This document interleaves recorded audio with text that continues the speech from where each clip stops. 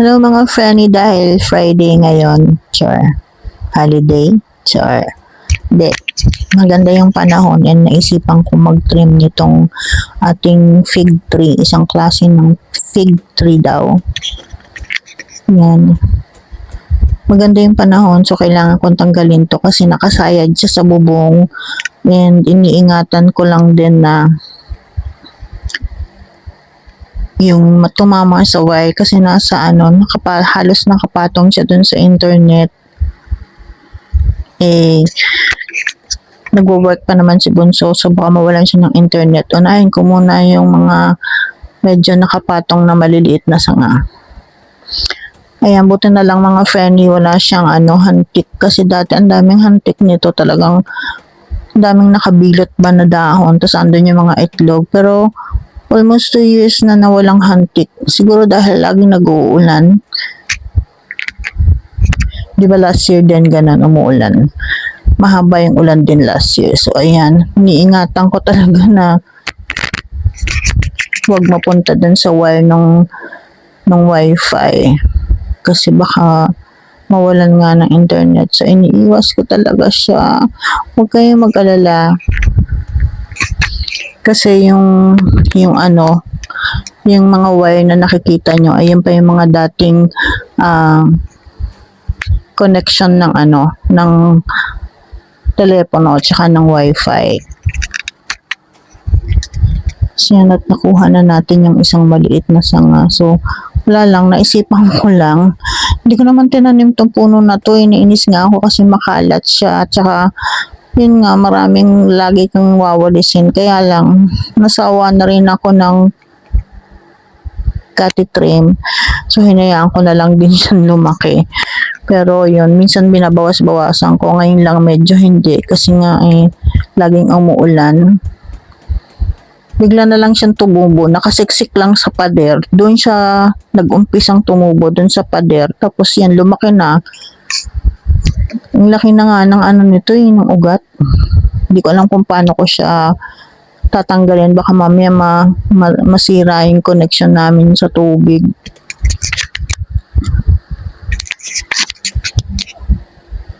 Tapos yan, naalis ko na yung isa. Sunod naman natin isang maliit na sanga at napuping-puhing pa nga ako kahit nakasalamin. At yan, nakikita niyo, ang sarap ng hangin. Tapos hindi siya masyadong mainit. Tapos malakas yung hangin. So parang perfect talaga na mag-trim ka ng o kaya kung ano man ang gusto mong gawin sa labas ng bahay. Yan, natanggal na natin yung isa pa uling sanga. Kasi pag hindi, baka sumabit dun sa wire ng internet.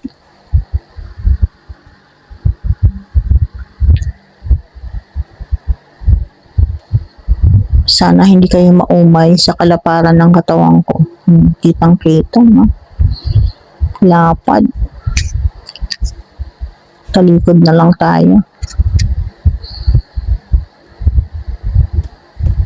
Yan, at tanggalin na natin yung isang malaking sanga. So, medyo nakatapat pa rin siya dun sa sa wire ng internet. Kaya hawak-hawak ko, baka biglang yan na. Buti na lang hindi matigas yung mga sanga nito. So, kayang-kaya kahit na hindi naman kalakasan ng aking hampas. Hampas ba? Taga. Ayan. Tapos si Habi naman ang nakatoka maglinis sa labas. Kaya ako, ito na lang muna. Kasi after maputol nito, pwede ko na siyang gawin ng nakaupo. Kasi kailangan natin tuntad ta rin dahil ang mga basurero dito sa amin ay masiselan. So, kailangan na hindi pwedeng bibigay mo sa kanila ng ganyan yan. Kailangan isasako mo. Tapos tatad ta rin ng maliliit. Yan.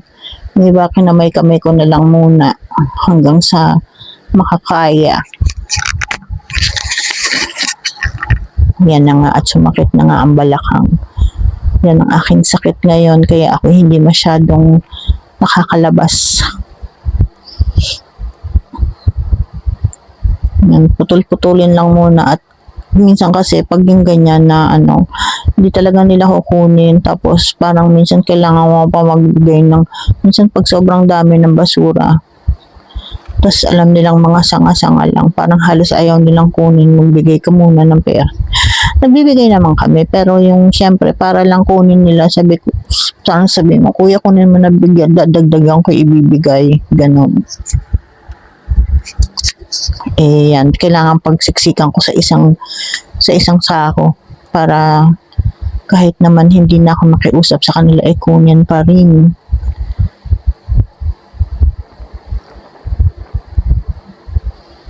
Hindi ko alam na ganyan na pala ako palapad, charis. Feeling ko kasi payat pa rin ako hanggang ngayon.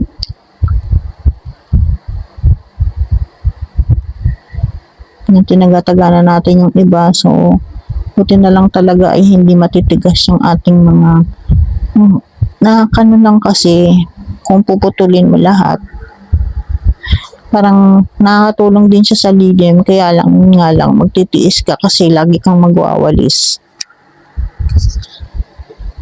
Yan.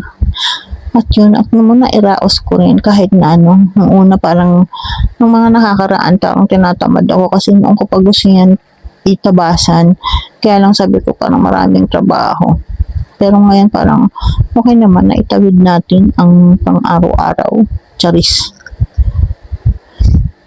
Naputulan ko rin kahit paano.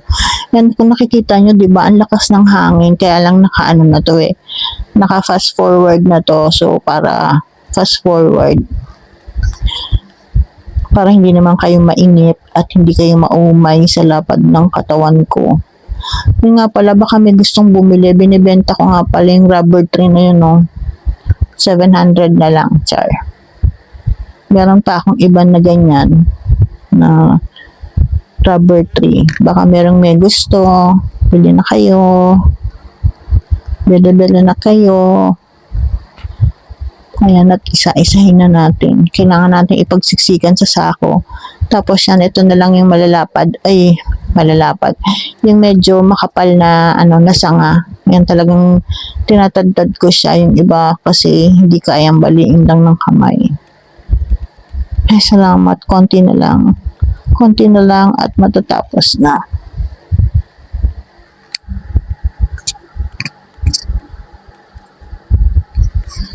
At yan na nga ang ating nagawa. Oh, proud of myself, Charis. Yun ang doon, sumasakit-sakit na yung balakang.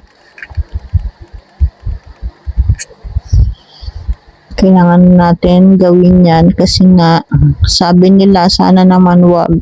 Ito na naman daw susunod na linggo ay baka daw maulan na naman, so kailangan na natin uling maglinis ng mga sanga-sanga kasi nga baka mamaya bumagsak yung natitirang kalahating alulod.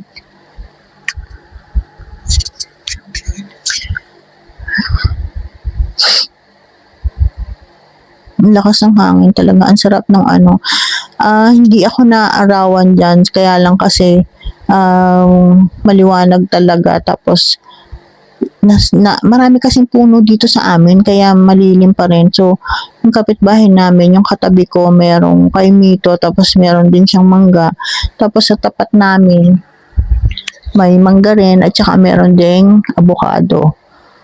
So, ayan, yun ang ayoko, yung nakatungo na nagwawalis.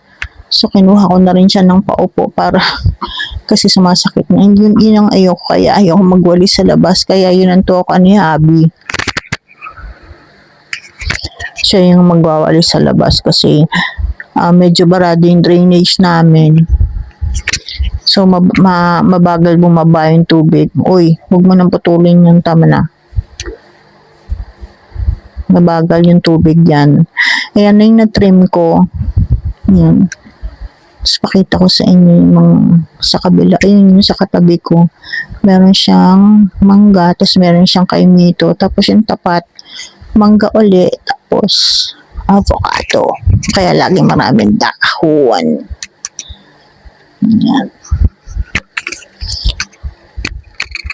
So, ayun na nga, barado kasi yung drainage sa labas. So, mababa yung sa amin, mismong tapat namin, mababa yung kalsada. Medyo mataas kasi to. Tapos dito sa amin pababa. Tapos naiipon yung tubig sa amin. Pinuntahan na to ng ng taga-munisipyo, pero yun nga, hindi daw makukuha sa sundot-sundot lang. Kailangan gawin na tong project. Kumbaga, kasi maliit daw yung mga ano dito, yung mga tubo na nilagay. So, kailangan gawin na raw tong project. Parang i-request na yun. Kaya lang, wag sana maging ghost project. Yan. Yan yung mga puno sa labas. Tapos si Habi na nga yan. Siyempre ayaw niya magpakita. Ayan na, nalinisan natin para hindi na madulas. Pero siyempre, sa kabila, sa tapat natin, ay wala. Alam nga namang linisin natin. Si Habi sumasakit na rin ng likod. Ngayon, sana lang maglinis sila. Kasi pag nagpapaagos sila ng galing sa washing machine, sa amin din pumupunta. Tapos ayan, habang nagtitrim nga ako ng puno, nakasalang na tong mga tuwalya. So ayan, ihabol natin sa araw para naman, ang hirap kasi maglaba ng mga tuwalya at saka ng mga bedsheet pag ganyang maulan kasi baka bumaho lang. Kaya ito, sinamantala natin yung araw. Yun nga, kasi baka next week ay, sana naman wag. Umulan na naman, baka magdire-diretso na naman. May nakapila na naman daw mga low pressure area. So, samantalahin. Yan ating mga nagawa ngayong araw na to. Mamaya naman ay magluluto ako. Magpiprito lang naman tayo. So, first batch pa lang yan. Isasampay pa ako. Hindi lang kasya.